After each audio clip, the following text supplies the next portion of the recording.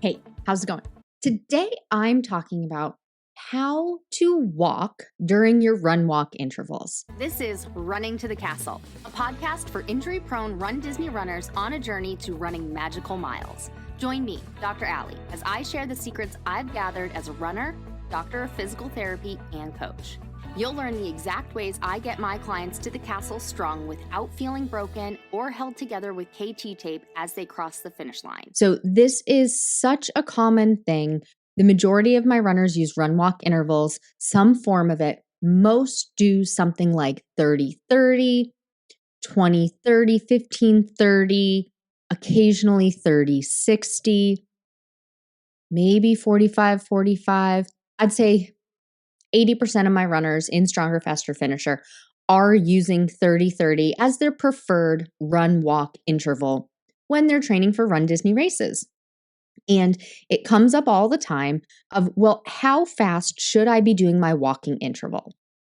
And the answer is it depends. Now, if you've been listening for any length of time, you know that there's always nuances. If you're ever seeing somebody online where it's like the end all be all, this is 100% what you should do 100% of the time, every single person should do this, be wary of that. Okay, let's get into this. So the run walk interval. So I really believe in purposeful pacing.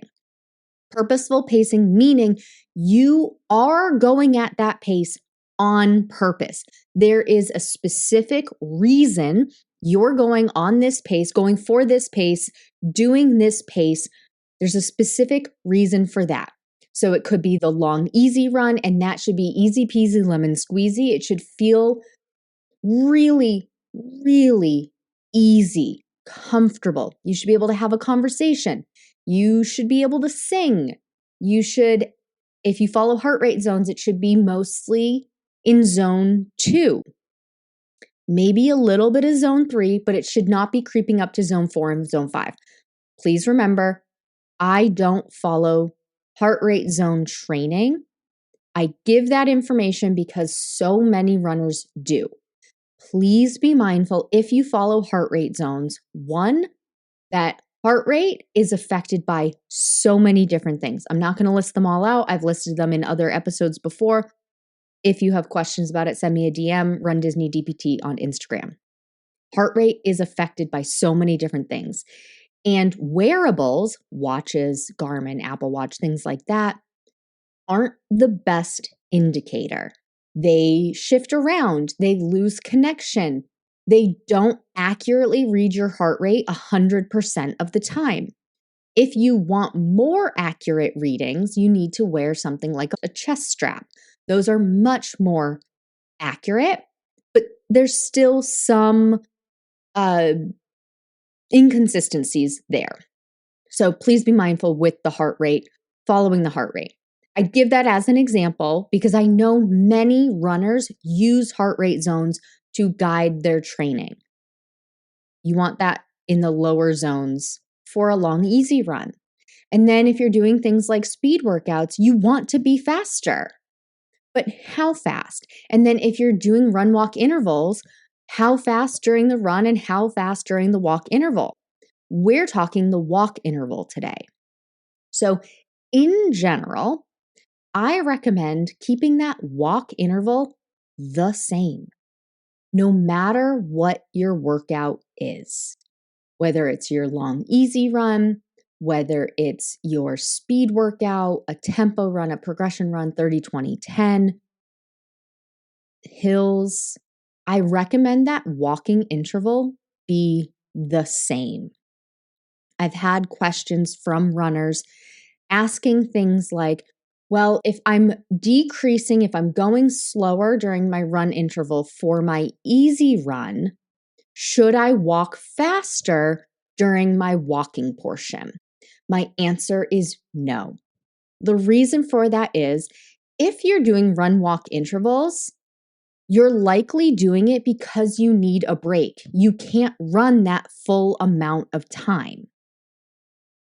So if you're slowing down your easy run because it's too fast, You can't stay in heart rate zone 2. You can't have a conversation. You can't sing. It doesn't feel easy. If you're decreasing that pace, going slower, I should clarify. When I say decrease pace, I mean go slower. I'll try and use just go slower or go faster, because when we actually look at the numbers, if you're looking at like a 15-minute per mile and decreasing it is technically going down, so it's like a 10-minute per mile, that's technically faster. Sorry for the confusion. I'm recognizing that in real time in the moment. I'll try and use slower and faster for consistency. Okay, so if you are slowing down your run portion of your run walk during your easy run, if you almost just caught myself. If you go faster during the walking portion to make up for it so that your easy run doesn't take as long, or so that your average pace doesn't get slower, it negates the whole purpose of going slower during the run portion, because you slow down that run portion to make it easier for you. But if you come down on that run portion and you come up and go faster on that walking portion, you're not going to change your effort. It's still going to be too hard based on what you're doing. So this exact scenario recently happened in my Stronger, Faster Finisher group. One of my members said that her easy run really doesn't feel that easy. The average pace she was doing was something like 15 minutes per mile, which probably sounds slow, right? There are multiple ways to skin a cat. I don't know why I just said that phrase. I don't usually say that phrase.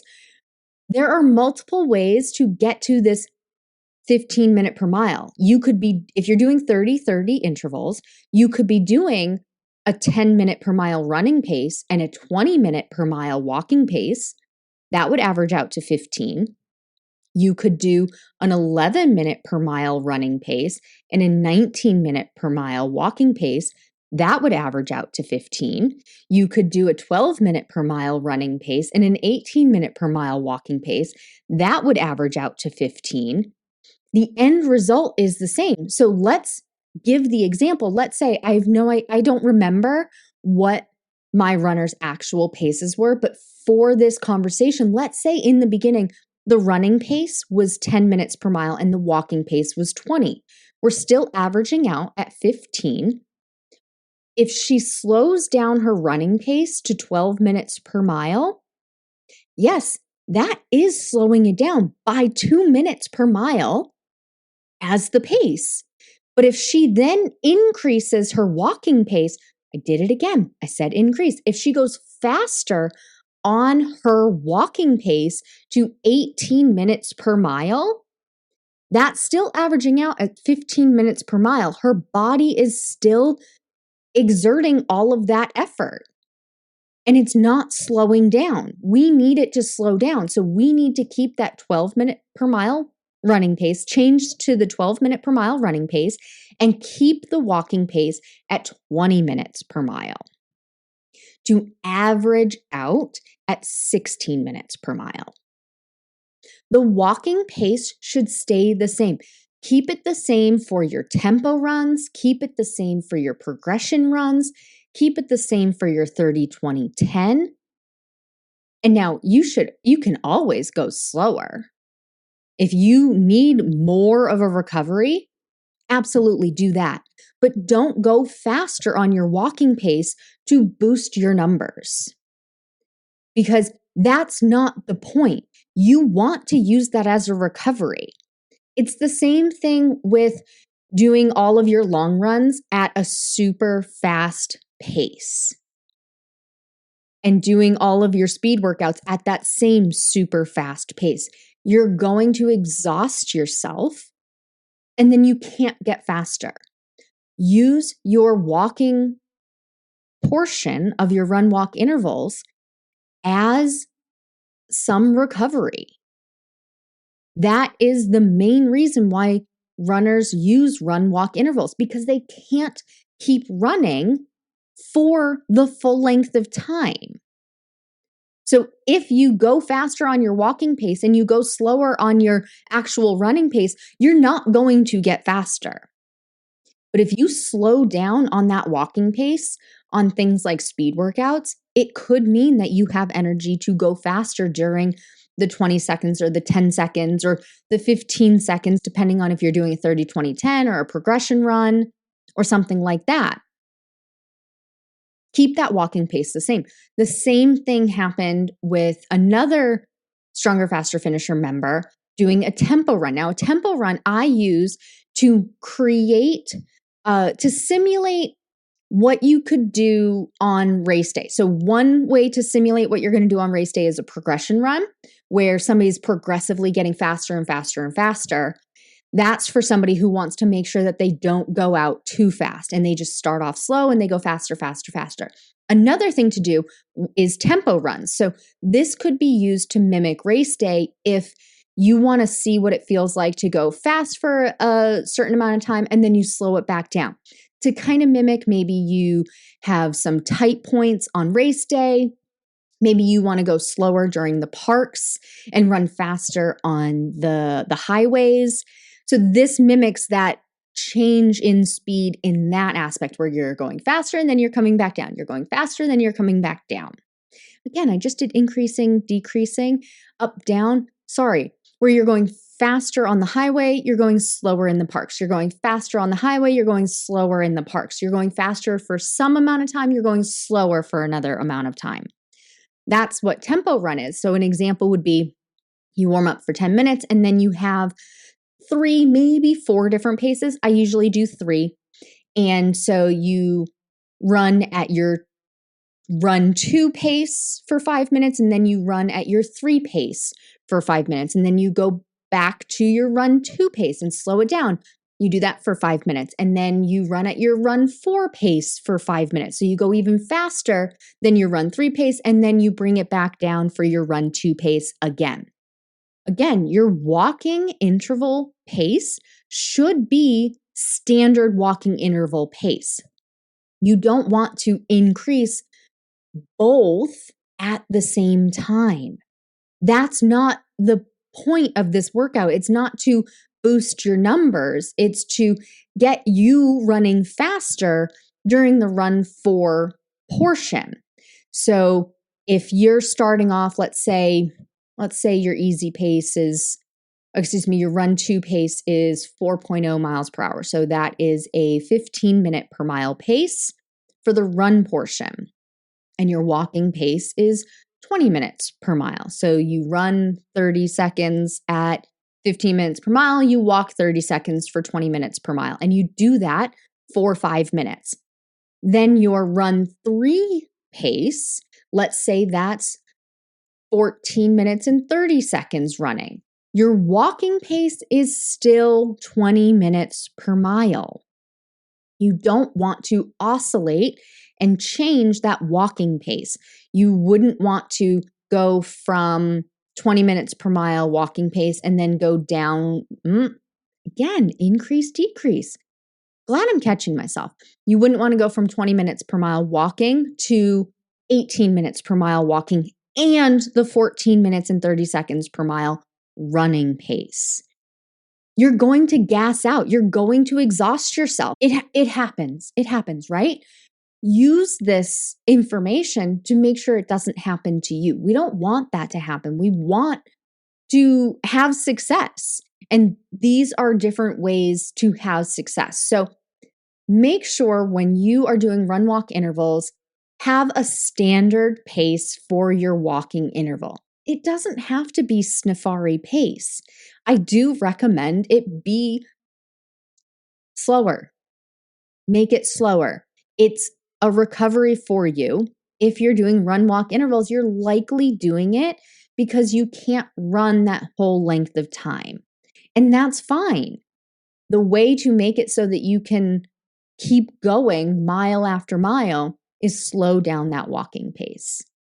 I invite you to try that and see how much you can push During the designated speed workouts, remember, or race day, not long, easy runs, but see how much you can push during the 30 seconds of running when you keep your walking pace at a standard walking pace. If you keep that walking pace standard and you keep if you're keeping able to, that doesn't sound right. If you're able to keep getting faster during that running pace, your overall average pace is going to speed up. Please take what you've learned in this episode and use it to adjust your strategy for your Run Disney race training. It's not about doing more. It's about doing the right things in the right balance so you can finish strong, not broken. And if you want personalized guidance specific to your race, your injury history, your running background, and your goals, that's exactly what we do inside Stronger, Faster, Finisher. You'll get step-by-step instructions and a proven system to help you train smarter from start to finish. Join the waitlist today to be the first to know when it opens next. That's all for now. Talk to you soon.